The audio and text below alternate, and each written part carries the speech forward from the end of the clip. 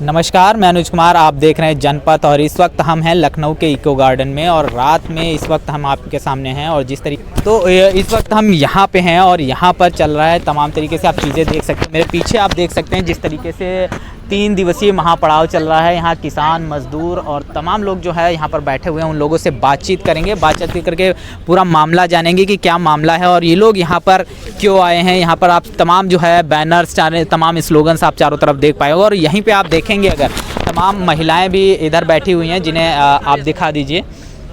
तो तमाम महिलाएं भी इस रात में यहाँ पर बैठी हुई हैं और इन लोगों से भी हम बात करेंगे कि आखिर क्या इनको ऐसी मजबूरी पड़ गई कि ये लोग जो है इस वक्त यहाँ लखनऊ के इको गार्डन में बैठे हैं। अपना घर और अपने बच्चों को छोड़कर इन लोगों को यहाँ पर बैठना पड़ा। तो इनसे हम सीधे सीधे बात करते हैं और पूरे मामले की जानकारी लेते हैं। क्या नाम है आपका मैम? हाँ, मेरा नाम चमन आरा है। तो आप यहाँ पर क्यों बैठी हैं आज? देखिए, हम लोग जो है हम आंगनवाड़ी कर्मचारी आंगनवाड़ी हैं और यहाँ जो बैठे हैं क्योंकि 2014 में जब योगी जी आए थे और वो मोदी जी आए थे, तब उन्होंने आने से पहले ये कहा था कि हम उचित मानदेय देंगे और लेकिन आज तक और उन्होंने कुछ नहीं दिया है। तो ये समझ लीजिए कि जो हम लोग जितनी आंगनवाड़ी वर्कर हैं, ज़मीन से लेकर और जो स्वास्थ्य और शिक्षा और जो अलग से ड्यूटीज़ हैं वो सारी की सारी करती हैं। तो जो छोटे बच्चों को खिलाने का स्वास्थ्य का है, पोषण का लेकर है, और या उनके स्वास्थ्य का है या गर्भवती महिलाओं का स्वास्थ्य का है, उस सारी जानकारी सारा का सारी की जिम्मेदारी आंगनवाड़ी समेटती है। कुपोषण जो कि बहुत बड़ा हुआ है, कुपोषण पर आंगनवाड़ी काम कर रही है, लेकिन उसके स्वयं के बच्चे वो खुद कुपोषण की शिकार हो रही है क्योंकि उसको उचित मानदेय नहीं मिल रहा है। क्योंकि इतनी महंगाई में आज तक जो है बहुत ही कम, जो कि एक 4500 रुपये जो सेंट्रल गवर्नमेंट देती है, 1500 स्टेट गवर्नमेंट के आते हैं कभी कभी, तो उसमें पूरी तरह से पूरा नहीं होता। परिवार को पालना मुश्किल है। जैसे तैसे खाना तो जैसे दे दे, लेकिन एजुकेशन कहाँ से लाए? क्योंकि एजुकेशन की जो हालत है वो बहुत ही खस्ता है। सरकारी स्कूल में तो बिल्कुल बंद होते जा रहे हैं और महंगी पढ़ाई करवा नहीं सकते। तो हमारे माँ बापों ने जिस तरह से पढ़ा दिया, लेकिन अब हमारे सामने हमारे बच्चों के भविष्य का सवाल है कि वो बच्चे किस तरह से पढ़ेंगे, क्या होगा। तो इन्हीं सारी मांगों के लिए जो हम लोग जो हैं, क्योंकि centre of Indian trade union C2 की उसमें हम लोग यहाँ पर आए, तो संयुक्त किसान मोर्चा। मैम, यहाँ पे सिर्फ आंगनवाड़ी के ही लोग हैं या और भी लोग आए? देखिए, ये जो है स्कीम वर्कर्स के तहत जो हैं, तो इसमें आशा, मिड डे मील जो रसोईया जिसको कुल 2000 रुपये महीना मिलता है, और आशाओं का हेल्थ पर पूरा काम कर रही है, उसको बहुत कम वेज मिलता है, तो उसको लेकर सारे लोग हैं। इसके अलावा किसान मजदूर संगठनों से भी लोग हैं, घरेलू कामकाजी महिलाएं भी हैं। इसके अलावा जो है यहाँ पर खेत मजदूर और किसान मोर्चा के लोग। मैम, क्या सरकार से क्या उम्मीद लग रही है आपको? सरकार आपकी बात सुनेगी या पहले की तरह आश्वासन दे देगी? देखिए, सरकार से तो उम्मीद नहीं लग रही है, लेकिन यह है कि जिस तरह से मतलब दिल्ली के बॉर्डरों पर जिस तरह से किसान मोर्चा ने बॉर्डर संभाले थे और इनको जो उन्होंने 3 कानून लिए थे उसको वापस लिया, लेकिन बैकडोर से बिजली का मतलब उसमें बढ़ोतरी कर दी और चीज़ें, तो उम्मीद ये है कि जहाँ दबाव तो बनाना पड़ेगा ना। ये 2024 को जो ये अपना दिखा रहे हैं कि हमने ये दे रहे हैं, हम 33% आरक्षण दे रहे हैं, लेकिन सारी चीज़ें उपलब्धियां दिखा रहे हैं, लेकिन हम लोग यहाँ बैठकर कह रहे हैं कि आपकी जो उपलब्धियां दिखा रहे हैं वहाँ हम लोगों को किसी को कुछ नहीं मिल रहा है। तो आज जो है पूरे देश में जगह जगह हर स्टेट में 3 दिवसीय जो है ये महापड़ाव लगाया है, उसी के माध्यम से हम अपनी बात रख रहे हैं। आपका क्या नाम है मैम? मेरा नाम ज़ैनब जहाँ है। तो आप यहाँ पे क्यों आई हैं? आप भी आंगनवाड़ी की तरफ से हैं? हाँ, हम भी आंगनबाड़ी की तरफ, और आंगनबाड़ी क्या पूरा स्कीम वर्कर की सरकार से आपकी क्या बड़ी मांग रहेगी? सबसे बड़ी मांग रहेगी कि जो महंगाई है उसको कम करें और 4 मुद्दों पे काम करें। एक तो रोजगार, स्वास्थ्य, शिक्षा, आवास। तो ये सरकार 5 साल क्या 50 साल में रहेगी, हमें कोई ऑब्जेक्शन नहीं है। आपका क्या नाम है? मेरा नाम भारत सिंह। तो आज आप यहाँ पर लखनऊ के इको गार्डन में बैठे हुए हैं, कड़कड़ाती ठंड हो रही है, और क्या ऐसी मजबूरी पड़ गई कि आप इस उम्र में और अपने बच्चों को, अपने घर को छोड़कर आज लखनऊ के इको गार्डन में बैठे हुए हैं? मुख्य सबसे बड़ी चीज़ है कि जो उत्तर प्रदेश, जो दिल्ली और लखनऊ की जो सरकार हैं दोनों, ये सरकारें जो है जिन नीतियों पर लागू कर रही हैं, वो नीतियाँ जो है देश की मेहनत कश जनता के हर हिस्से को, चाहे वो किसान हो, चाहे मजदूर हो, चाहे विद्यार्थी हो, नौजवान हो, पढ़े लिखे, सबके लिए जो है नुकसानदायक हैं। उन सबको उजाड़ने का काम कर रही है। इस सरकार ने 26 नवंबर को वायदा किया था, जब हमारा किसान आंदोलन शुरू हुआ था, और जब दिसंबर में समझौता हुआ उसमें वायदा किया था कि हम MSP कानून जो है बनाएंगे और उस MSP कानून पर जो है किसानों को 1.5 गुने दाम पर जो है उनका सामान खरीदेंगे, लाभकारी दाम पर। लेकिन उन्होंने एक कमेटी बनाई, कमेटी में सारे लोग सरकारी लोग भर लिए और उसमें किसानों से कहा कि 2-3% तुम भी दे दो, लेकिन वो कमेटी आज ठप पड़ी हुई है, कुछ नहीं हो रहा उस पर।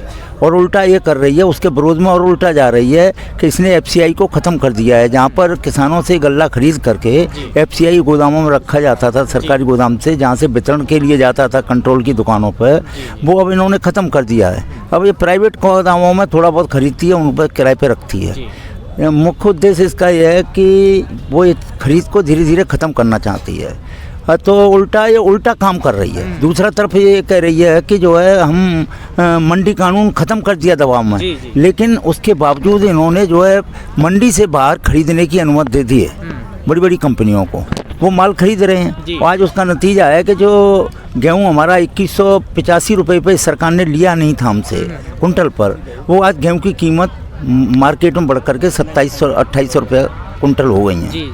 तो आज मतलब यह कि अब किसानों को जो है आम जनता जब आटा खरीदने जाती है तो उसे आटा 30 रुपया, 32 रुपया, 35 रुपया किलो मिलता है। तो धीरे धीरे सरकार वो कर रही है। बाहर जो लोग बैठे हुए हम देख रहे थे, जो छात्र हैं उनका 6800 उनकी भर्ती होनी थी और कोर्ट ने मान लिया, सरकार ने भी माना गलती हुई है। लेकिन क्योंकि सरकार की निजीकरण की नीति है तो सरकार भले ही कोर्ट का आदेश कर दिया, लेकिन आज कोर्ट के आदेश की आपसे एक बड़ा सवाल रहेगा कि ये जो निजीकरण की आप बात करें, इसका किसानों पर क्या बहुत बड़ा इम्पैक्ट पड़ेगा? इस पे सबसे पहला असर ये पड़ रहा है निजीकरण पर कि जो हमको जो खाद और बीज मिलता था, ये खाद बीज को इन्होंने जो पंतनगर और पूसा, चौधरी चरण सिंह विश्वविद्यालय हिसार, इन सबको वहाँ पर रिसर्च सेंटर में भर्ती करना बंद कर दिया वैज्ञानिकों की। अब कोई नए बीजों की वहाँ पर खोज नहीं हो रही। नतीजा ये निकल रहा है कि बाहर की कंपनियाँ जो उसी बीज को 10 गुने 20 गुने दामों में दे रही हैं। तो एक तो बीज हमें महंगा मिल रहा है, दूसरे नंबर इस सरकार ने जितने भी सरकारी जो हमारे वो खाद बनाने कारखाने थे, रासायनिक खाद बनाने के जो करते थे, वो सरकार उसको सस्ते दामों पर बेचती थी।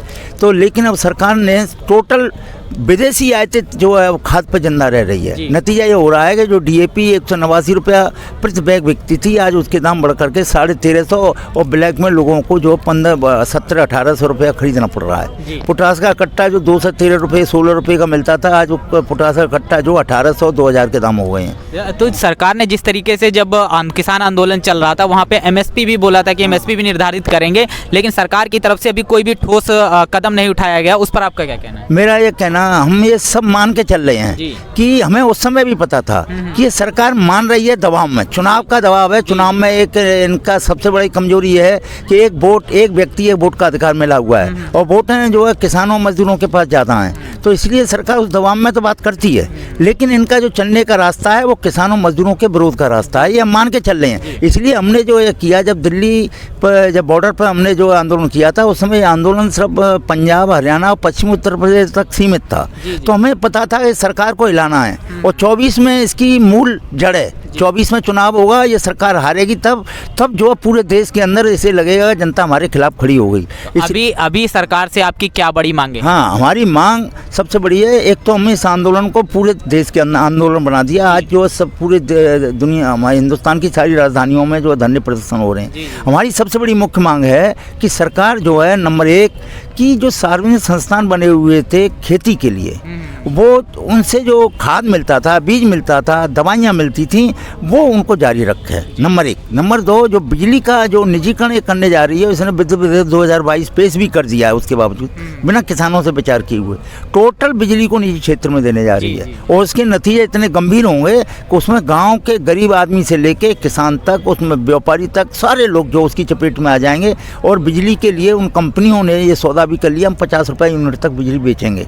तो उसके नतीजे होंगे कि बिजली की कीमतें जो है 10 गुनी, 20 गुनी, 25 गुनी, 40 गुनी बढ़ जाएंगे।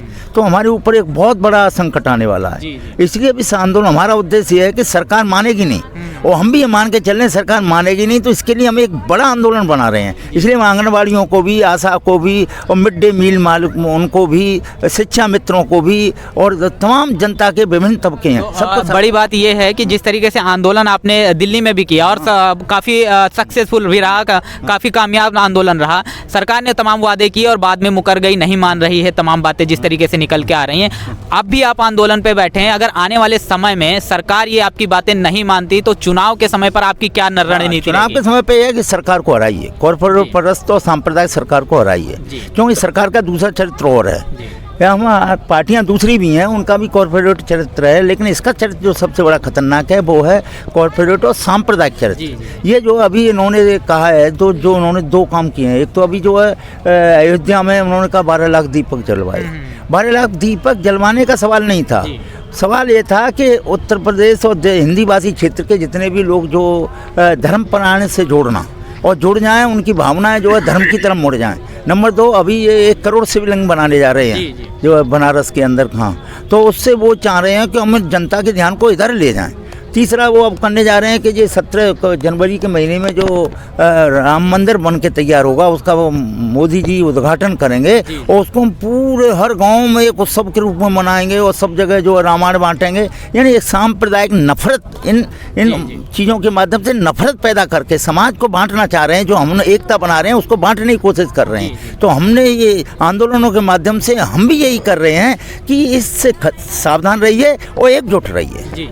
तो जिस तरीके से आपने बताया कि दीपक जलाने का एक निकल के आया और काफ़ी अच्छा लगा, लेकिन उसके बाद एक मार्मिक तस्वीर निकल कर सामने आई कि जो किसान है, जो मजदूर है, वो जो व्यक्ति है, वो उन्हीं दियों का तेल इकट्ठा कर रहा है। तो ये सरकार की क्या नीति होनी चाहिए कि इन लोगों का डेवलपमेंट होना चाहिए या कॉर्पोरेट घरानों का डेवलपमेंट? सरकार जब तक डेवलपमेंट नहीं कर सकती, जब तक पब्लिक सेक्टर को जिंदा नहीं रखेगी। पब्लिक सेक्टर का मतलब सरकारी क्षेत्र के कारखाने, सरकार सहायता किससे करेगी? सरकार के पास कोई हथियार नहीं है। आज यदि जो है सारी एयर इंडिया की सारी विमानें, सारी कंपनियां इस बात को कह देंगे हम तो फिर किराया दूना करेंगे, सरकार पर क्या हिम्मत है कि उनके दूने किराए को रोक दे? ये रेलवे को प्राइवेट में दे देती है और फिर कहे कि रेलवे किराया मत बढ़ाओ, ये कह कर नहीं सकती। और वो चाहे कितना बढ़ाए, फ्लैक्सी, अब ये सरकार भी उस चरित्र पर जा रही है। फ्लैक्सी रेट, फ्लैक्सी रेट का मतलब है कि टिकटें कम होती जाएंगी, उनकी रेटें बढ़ती जाएंगी। एक ही गाड़ी में एक ही अलग अलग सीटों पर बैठने वाले लोगों की अलग अलग जो है पैसा हो जाएगा। ये क्या है? ये तो पैसे वाला काम हुआ। जैसे हमारे यहाँ अभी दीपावली के दिन ये हुआ, खील कम पड़ गई, खील लोगों ने कम खरीदी, मालूम पड़ा वो खील 60 रुपये बिक रही थी, वो 310 रुपये किलो बिकी। लोग लूट रहे हैं, कोई रोकने वाला नहीं। और सरकार कह रही है नहीं लूटो, हम इस पर कोई ध्यान नहीं देंगे, हम उदारीकरण की प्रक्रिया अपना रहे हैं, कोई इस पर ध्यान नहीं देगा। तो ये बहुत बहुत धन्यवाद आपका, आपने तमाम मुद्दे रखे जो सामने।